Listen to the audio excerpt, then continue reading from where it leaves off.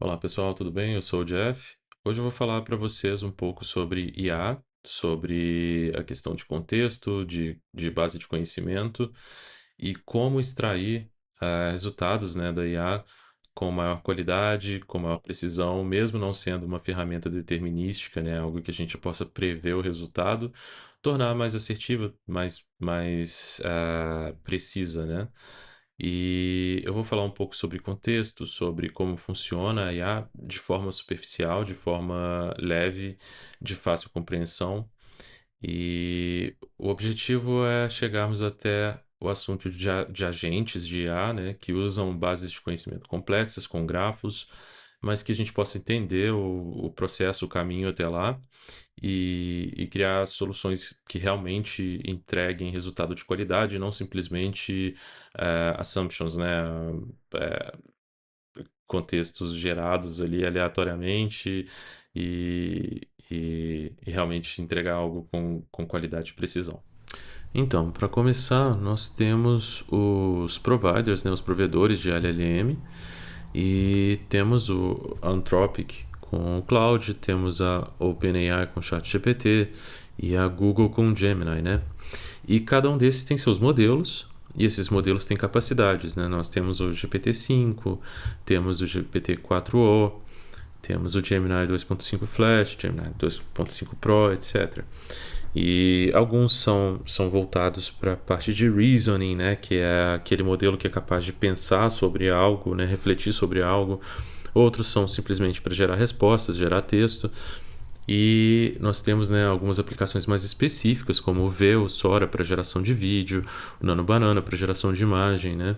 O Suno para geração de áudio, para gerar músicas, etc. Ele tem, né, é treinado ali com uma base de instrumentos, etc.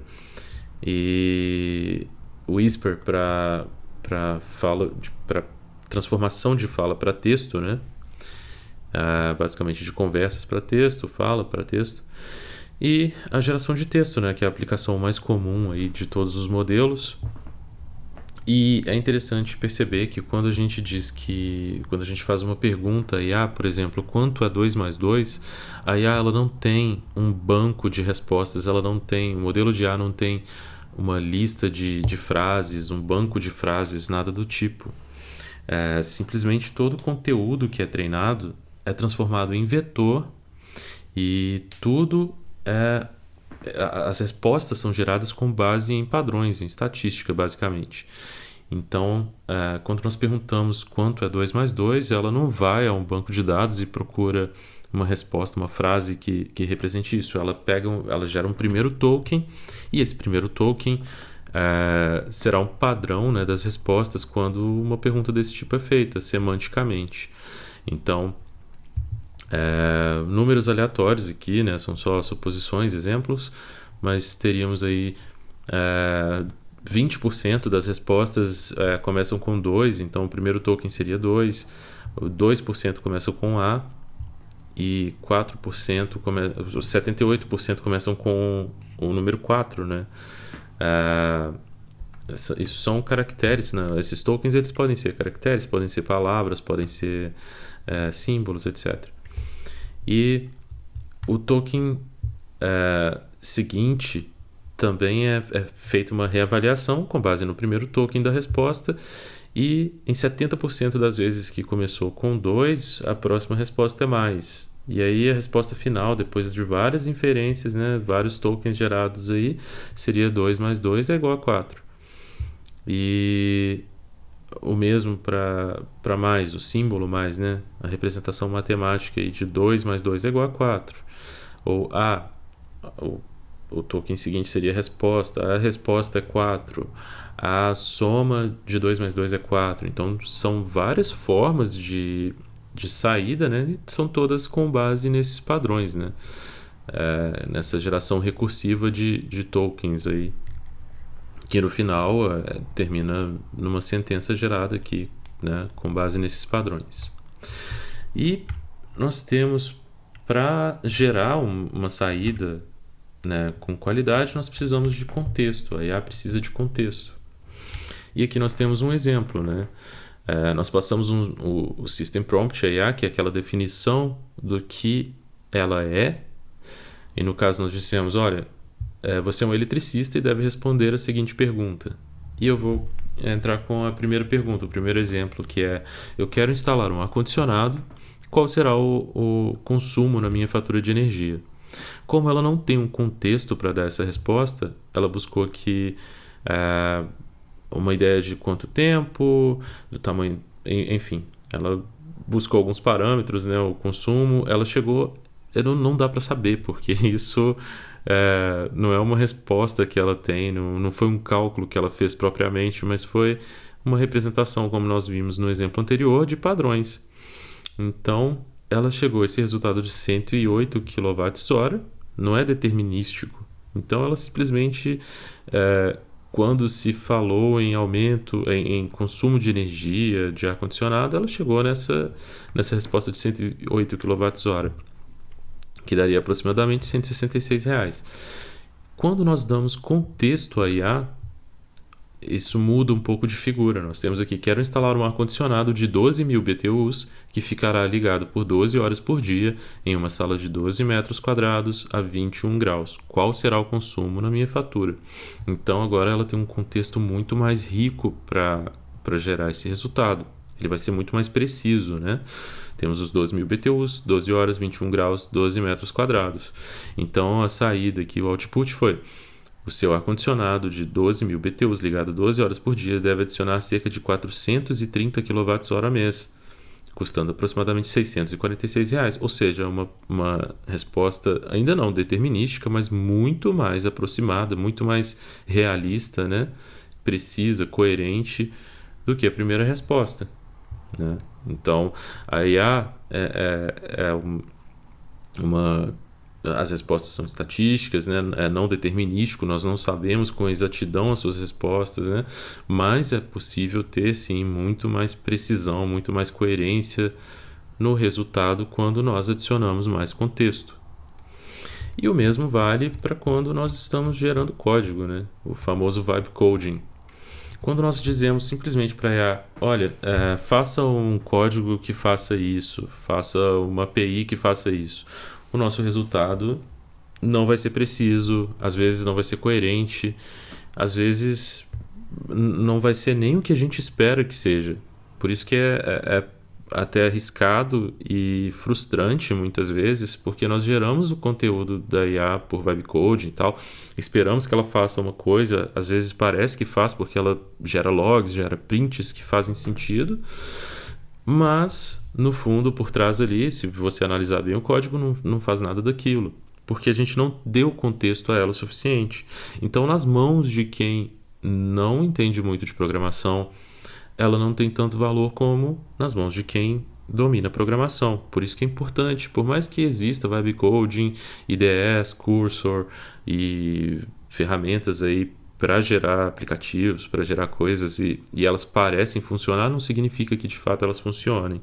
Mas nas mãos de alguém que sabe, isso sim economiza muito tempo. Olha a diferença de um prompt de quem conhece sobre programação. Então, quando nós dizemos para a IA, quero um código em Python que rode em um back-end de Fast API, salve as leads no MongoDB, os dados vêm de um formulário React com os campos nome, e-mail, company source, quero uma rota post/leads que valida os dados com PyDentic, quero a coleção do MongoDB, quero que essa coleção se chame leads, e esse código precisa usar o Motor, que é uma biblioteca assíncrona para Python, MongoDB, já que estamos usando o Fast API, que também é assíncrono. Precisamos validar o e-mail, quero retornar 201 em caso de sucesso com o ID do documento, etc, etc, etc. Eu digo para gerar apenas o arquivo Python completo, organizado e sem comentários. Ela tem como input todas essas informações, e aí o resultado tem qualidade, o resultado é preciso. É com certeza um código muito melhor, um código muito mais bem elaborado, mais preciso, que faz exatamente o que eu espero em comparação com o prompt anterior, né? E falando em contexto, quando nós falamos em agentes, nós também precisamos de contexto. E o contexto para um agente, né? Quando nós criamos um agente que vai responder, vai usar tools, vai interagir de diversas maneiras, né, se comunicar. Esse contexto ele precisa às vezes ser bem elaborado, ele precisa ter as entidades ali dentro desse contexto precisam se relacionar, né? Ele precisa compreender o relacionamento entre as entidades e não simplesmente dados soltos, né? Então, a W3, né, que é um instituto responsável por criar padrões, né, estabelecer padrões para as coisas, criou o RDF, né, que é uma forma de representar o relacionamento entre as coisas. Ali é sempre composto de um sujeito, um predicado e um objeto. Então nós temos um sujeito aqui que vai ser, por exemplo, a rua A. Eu posso pegar qualquer um, mas vou pegar a rua A. Essa rua A, ela é o endereço de Paulo. Antunes é o sobrenome de Paulo também e de Sara. A Sara, ela mora em, ou seja, o predicado vai ser o mora em rua A, né? Então nós sempre pegamos uma entidade, um tópico aqui qualquer, e ele tem um predicado e ele está ligado a um objeto. Então basicamente a rua A é o endereço de Paulo, o Paulo é casado com Sara, a Sara é casada com Paulo por sua vez, e a Sara mora na rua A, enfim. Nós criamos relacionamentos nós criamos esse contexto com base nos relacionamentos, e isso é chamado de grafo, né? Nós temos então um grafo, ou seja, informações conectadas em forma de um contexto que seja compreensível para a nossa IA. Então nós temos aqui um formato, né, chamado Turtle, bastante utilizado, e ele faz basicamente isso. Nós temos aqui o cruzeiro, temos um esquema, né, que é a estrutura a definição dessa entidade, o esquema, que é um Sports Team, ou seja, todo mundo que tem esse esquema Sports Team vai ter essas mesmas propriedades. Então o Sports Team ele tem o quê? Um label, né, que é o seu nome oficial ali, Cruzeiro Esporte Clube, que vai estar em português. O nome alternativo vai ser só Cruzeiro, por exemplo. O apelido, que vai ser Raposa. A fundação, que é 1921. O seu estádio, né, de casa, que vai ser o Mineirão. A localização, Belo Horizonte. Mas essa localização ela nem precisa estar aqui. Eu vou explicar o porquê daqui a pouco. Então nós temos a cor do time, que é azul, e o esporte, que é o futebol. E aqui nós temos a definição do Mineirão, que é um estádio Mineirão, o nome dele, estádio Mineirão, está localizado em Belo Horizonte, etc. Fiz o mesmo aqui para o Flamengo. Temos outras formas de representar, o JSON também é uma forma de representar isso, né? Temos aqui a mesma representação, mas em JSON. E aqui é o Turtle. E então nós temos aqui uma representação completa, né? A ontologia, a famosa ontologia. Nós temos as classes, então temos a definição aqui do que é um time, né? Como eu disse antes, com um comentário. Um time de futebol, por exemplo, Cruzeiro e Flamengo. O estádio, né? O estádio é onde os times jogam, né? Ou hospedam suas partidas, né? Recebem suas partidas. A cidade é a cidade onde o estádio está localizado. Ou seja, isso aqui nós estamos criando o contexto, um contexto muito rico, um contexto cheio de relacionamentos e conexões que, através da inferência, a IA pode fazer. E, novamente, a cor. Temos aqui as propriedades do objeto, ou seja, aquele time tem um estádio, has a home stadium, ou seja, né, liga o time ao seu estádio. Está localizado em, né, onde esse estádio fica, tem a cor, ou seja, a cor do time, né? As propriedades dos dados, por exemplo, tem um apelido, foi fundado no ano de fundação, o apelido. E aqui, novamente, os indivíduos, né, as entidades, né? Temos as cidades, Belo Horizonte, Rio de Janeiro. Temos as cores, temos os estádios. Olha que aqui, ó, Red Black é como se fosse um código para a cor e não a cor em si, né? E no label nós temos a explicação do que é Red Black, né? Do que é esse objeto Red Black. E aí nós temos os estádios, né? Mineirão, que está localizado em Belo Horizonte, Maracanã, e aqui novamente a definição do Cruzeiro, né? e do Flamengo. E com isso, né, nós deixamos de ter simplesmente dados. A IA ela passa a ter contexto, né, um contexto rico com base num grafo de conhecimento.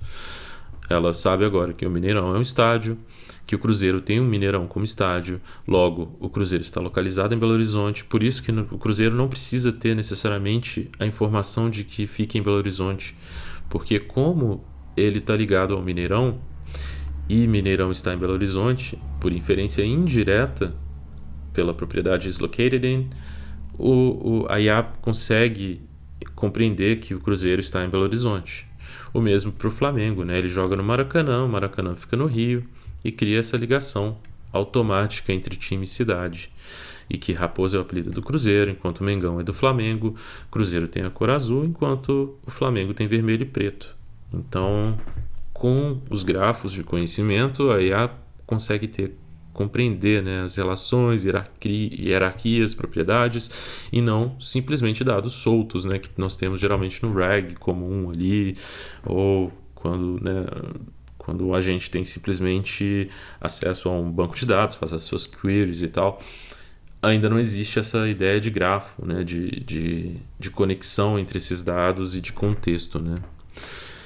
E o resultado disso é um belíssimo e complexo grafo, né? Complexo para a gente, na verdade, para a IA isso é muito mais simples, né? Aqui nós temos o Cruzeiro, aqui o Flamengo, e nós sabemos que o Cruzeiro se chama Cruzeiro Esporte Clube, que o apelido é Raposa, que ele foi fundado em 1921. Pelo is located in, nós conseguimos saber que ele está no estádio do Mineirão e que esse estádio do Mineirão está em Belo Horizonte e que aqui nós temos a definição das classes, né? Então, nós temos aqui as cores, a definição do que é uma cor, do que é a cidade, do que é um time de futebol. E